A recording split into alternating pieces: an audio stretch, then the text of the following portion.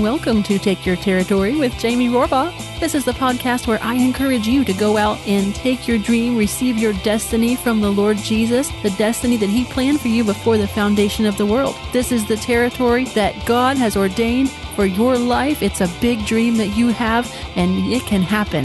Every good thing is waiting for you, and today we're going to talk about making that visible in your life. Stay tuned for today's episode. Welcome to this episode of Take Your Territory. I'm so glad you're with me, friend. Today, I want to talk to you about something that we all probably hear about, and very few of us, including myself, are good at actually doing it. And again, we're still talking about restoration agents. So from the book of Mark, chapter 1, I want to show you that restoration agents do self-care. In other words, restoration agents take care of themselves and their own needs, their physical and emotional and spiritual needs, as well as caring for other people, and really even before they reach out and care for other people. Let me show you this scripture. Mark chapter 1, verse 35 says this, "And rising very early in the morning, while it was still dark, he departed and went out to a desolate place, and there he prayed." My friend, if you read through the Gospels and you look for evidence of how Jesus cared for himself, you might be really surprised. Particularly in the book of Mark, you see over and over that Jesus retreated. He didn't retreat from the enemy. He didn't retreat from the people as far as being afraid of them. It wasn't that kind of retreating. No, the retreating that Jesus did was retreating to recharge. It was retreating to be alone with the Father. And continually throughout the Gospels, we see that Jesus went aside by himself to pray. He went aside, sometimes even spending all night in prayer. And he would even tell the disciples after they had ministered, "Hey, you're tired. Come away and rest." Now, here I am talking to you about this. And I will tell you, my friend, I totally admit it. I am on this same journey. You might actually be better at this than I am. I don't know. But either way, we need to look at the word together about it, because the Bible says, "Come unto me, all you who are weary and heavy laden, and I will give you rest." That scripture has kept me alive for many years. And I'm learning that even when we are weary and heavy laden and the Lord gives us rest, He doesn't always want us to just accept that as a temporary solution, but also to look for the deeper things behind the reason that we're so weary and heavy laden. You know, sometimes we take things on ourselves that are really not ours to take. I'm guilty of this. I can tell you that right now. Sometimes the pressure of life, the pressure of the business aspect of our ministry, the pressure of bills to pay, the pressure of tasks that need to be done, commitments that we've made, those things weigh on me. They weigh on me heavily. And I've learned to rest in the Lord as far as knowing that He'll take care of me, knowing that He'll provide our needs. That's not a problem for me anymore. Now, it used to really just worry all the time, but I don't really do that anymore so much. But what I get burdened about now and even worry about sometimes is just, how's it going to get done? It's not that I don't think God will provide. I know He will. It's not that I don't think God will help me. I know He will. It's just the stress of the to-do list, the stress of the honey-do list, if you will, but I'm the only honey around. So lately, because of that, I've had to make some tough decisions that some things I've had to get off my plate completely, some things I've had to delegate, I've had to hire some help, because I just can't do everything I need to do and still maintain the level of peace in my life and in my soul and my spirit that I need to maintain. I cannot care for my soul the way I need to if I'm not careful about not being overloaded all the time. So I'm making those changes. And I want to encourage you and ask you today, what are you overloaded about? What are you burdened about?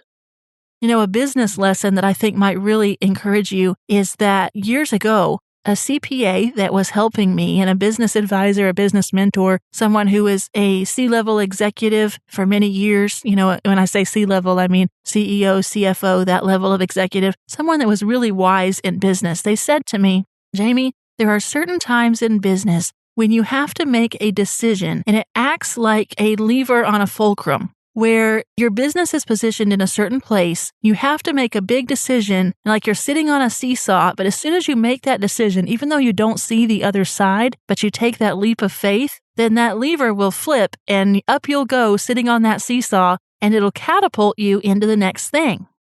Now, when that piece of advice hit my ears, it made sense because I was facing the decision at that point of whether I should leave my corporate job part-time to go down to full-time work in this ministry and then also just work 4 hours a day at my corporate job. I hadn't even gotten to the point where I was going to leave my corporate job full-time, but it was a big step to even go down to part-time. But you know what? As soon as I took that step, it was a big leap of faith, but I was killing my health before that. Wearing myself to the bone, I couldn't do what I needed to do. I couldn't survive like I needed to survive, let alone care for my family, my husband, my health, or anything like that. Hey, in my time with the Lord, it was like every day, God, help, for the godly man ceaseth. There's a scripture that says that. I actually remember praying that scripture to the Lord because I thought, this is going to kill me.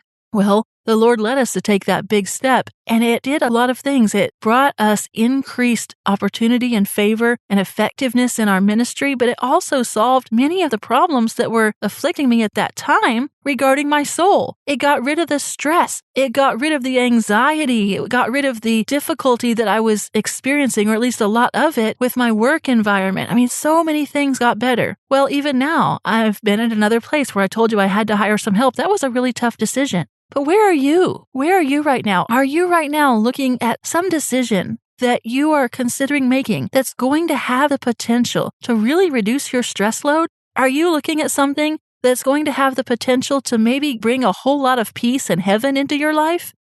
Maybe it's something simple like hiring a housekeeper to come and clean your house once or twice a month or once a week. Maybe it's something a little bigger like changing jobs, getting out of a hostile work environment, away from a boss that you don't get along with, or even out of an occupation that you hate, getting out of a soul-sucking job into maybe a job that's not quite as prestigious, but would still pay the bills while you do something that you enjoy.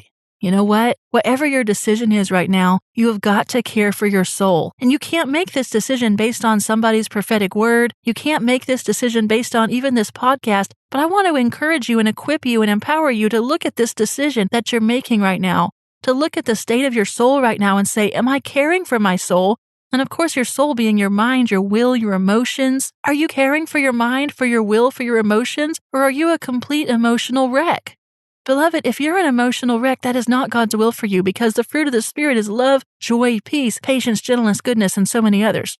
If you're not experiencing peace, joy, love in the situation that you're in, my friend, Holy Spirit is not in it. It's that simple. We can tell where God is by the fruit that's being produced at any given moment. And if God is in something, there's going to be peace, there's going to be love, you're going to sense peace, you're going to know it's the right thing. But when your mind is all aflutter and your spirit is all worked up and stewing, and you just always sense this feeling that something is not right, and it just gives you a pit of anxiety in your stomach, and you get physical ulcers, and you start taking medications because you're just trying to dull the pain. Hey, I'm not against medication if you need medication. That's not the point. But the point is, a lot of things God is showing us through looking at the signs that they're not from Him. So we have to look at the signs and say, is there love in this situation? Is there joy? Is there fruit? Is there peace? Am I experiencing patience and self-control and all these other things? Is there power in my life based on this situation? Or is this situation sucking the life out of me? I don't know what your situation is right now, my friend, but Jesus consistently demonstrated during His ministry that He would come away from the stress, He would come away from the pressure, that He would come away from the expectations of other people. And that's a big one. My friend, have our written prayers on the blog at FromHisPresence.com and OverNotUnder.com been a blessing to you? Hey, I hear all the time that the prayers that we write out help people because they're not sure how to pray, or they're not sure where to get the most powerful vocabulary for prayer. And as with anything, the most powerful everything comes from the Word of God. That means the most powerful words for worship come from the Word of God. The most powerful words for prayer come from the Word of God. The most powerful words for intercession and prophetic declaration all come from the Word of God. So in order to help people know how to pull the Word of God into their prayers in the most powerful way, I always ask the Lord to show me and dictate to me prophetic prayers, spiritual warfare prayers, prophetic declaration prayers. And we have so many of those on the blog. But in response to your request from so many readers, we wrote a book and had it printed of these prayers. Now, we have a whole lot more prayers on the blog, so that means more books to be written, but right now, the first book is out, Radical Prayer, Radical God, 25 Prayers That Bring Heaven to Earth. These prayers do bring heaven to earth. This book includes a prayer to raise the spiritually dead, a prayer to find a husband or wife if you're single, a prayer to believe and remind God that promotion comes from Him alone and to pray that promotion in. 10 prayers that draw me closer to God than any other prayers. Those are my personal go-tos. 5 prayers to increase God's glory on your prayer life. These are the prayers that God has used to help me learn how to pray. Prayer for your children, that God Himself would disciple your children. Our powerful prayer to reverse unjust situations, a prayer for justice that is our most popular post on the blog at FromHisPresence.com. My friend, if you would like a printed copy of this book, we can send you one in the continental United States, or you can order one yourself if you are outside of the USA. And all you have to do is simply click on the store link on our blog, FromHisPresence.com, and you can order your copy. And if you live outside the USA, you can click on the link at the footer of our page where it says Jamie's Printed Books, and that will take you directly to my store on Lulu, which is our printer, and they have international facilities so they can mail you a book in most cases. Get this book. It will bless you. If you are not yet praying as powerfully as you want to pray, this book will kickstart you and help you learn the vocabulary straight from the Word for powerful prayer and declaration. Grab it today. You'll be glad you did. Hey, my friend, did you know that you have an open heaven with God? It's true. When Jesus died on the cross for you, the veil in the temple between God's holiest of holy places, where the Ark of the Covenant was intended to dwell, the veil between that and the priest and then the common man was completely torn. It was thick. It was the hand of God or an angel that tore it open, and they did that because you now have complete access to God through the mediator, Jesus Christ, and His blood. Hey, that's why it says, "Come boldly before the throne of grace, that you may obtain mercy and find grace to help in time of need," in Hebrews 4 and verse 16. But my friend, it's one thing to have an open heaven. It's another thing to experience that open heaven.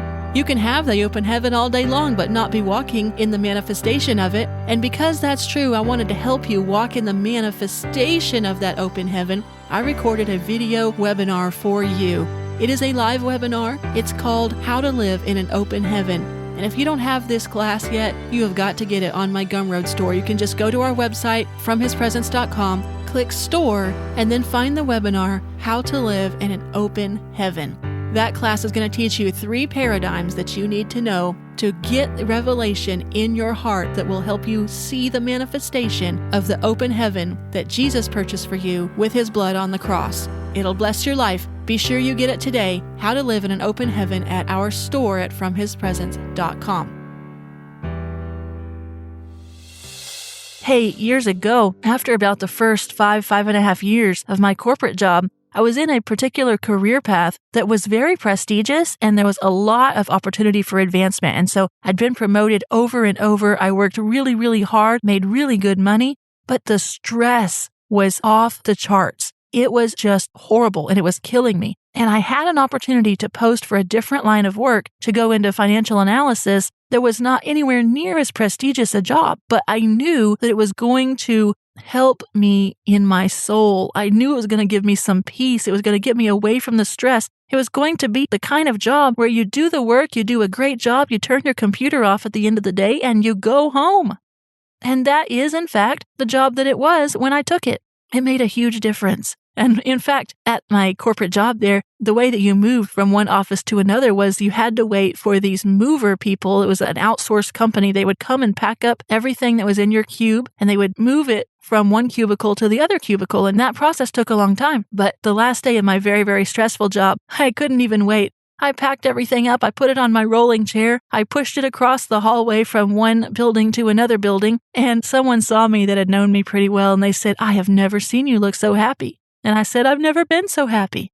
Why? Because I was leaving the stress behind. I pushed my stuff over to the other cubicle. I unloaded it. And I'm telling you, it was heaven on earth. Now, was it always easy? No. Did it turn worse? Yes. Was it always easy? No. After I started the ministry and went through seminary and everything, and it became obvious that I wasn't called to that, then it was much harder. But at that time, way back when, that was a long time ago, it was before I was ever in the ministry. At that time, I took that job despite people's expectations. It was a lower ranking job. It was a job that didn't have the prestige. In fact, it was a job that really labeled me and said, she's not interested in climbing the corporate ladder. But here's the key for me. I realized that to whom much is given, much is required. And sometimes the much that's required is not worth the much that's given. Oh, you know what? That right there, that little sentence that I just said to you is worth listening to this whole podcast for. Right there. Even if you never got anything else out of this podcast, I'll repeat it.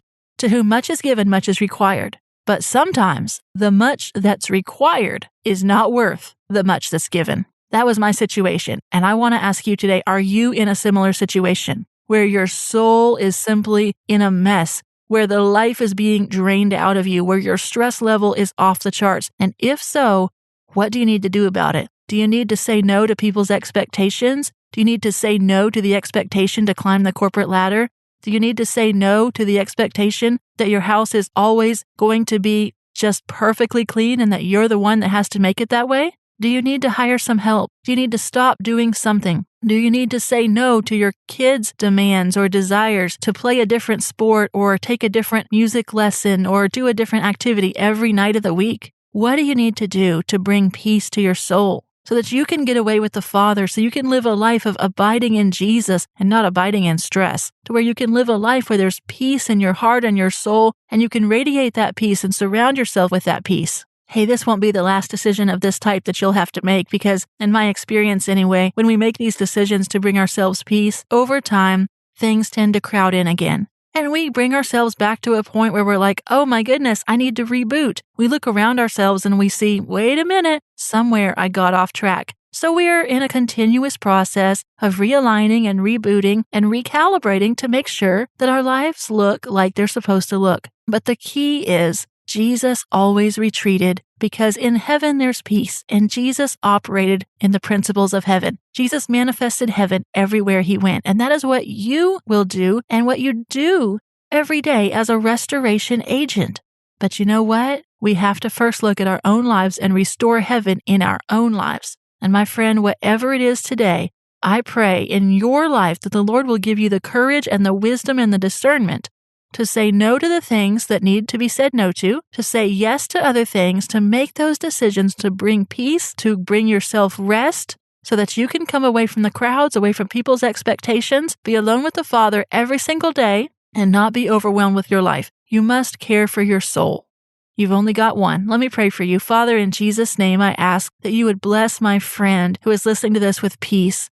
Lord, your word says, come unto me, all you who are weary and heavy laden, and I will give you rest. Lord, we choose to take your yoke upon us right now. Lord, we choose to humble ourselves before you and learn from you. Lord, we thank you that your yoke is easy and your burden is light. Show my friend right now, Father, how they can make different decisions, how they can find help in different ways, how they should order their schedule in order to bring peace into their lives, to care for their souls. Lord, I pray for their mind, their will, and their emotions, and I bind their mind, will, and emotions to you, Jesus, right now. And I say, will of God, come forth. Peace of God, come forth. Holy Spirit, reign supreme. Lord Jesus, be enthroned upon our souls right now as we choose to seek you and rest in you and care for our souls. Lord, let your heaven manifest on earth in our mind, our will, our emotions, and let us simply be at peace. We speak to the storms around us and we say, peace, be still. We will not be dismayed. We will not be afraid. What can man do to us? Lord, we thank you for giving us peace. You are the Prince of Peace, Jesus. We receive it from your hand. In Jesus' name, amen. Hey friend, thanks so much for listening today. Please check us out at our website. I put up new encouraging words, prayers, helps, all sorts of resource guides, just everything that can help you every single week. And our websites are fromhispresence.com, where you'll find prophetic words and prayers and other resources like that, and overnotunder.com, where you will find resources that will help you walk in wealth and abundance in your personal finances God's way. Have an awesome day. Thanks so much for listening, and I'll see you next time here on Take Your Territory with Jamie Rohrbaugh. Bye-bye.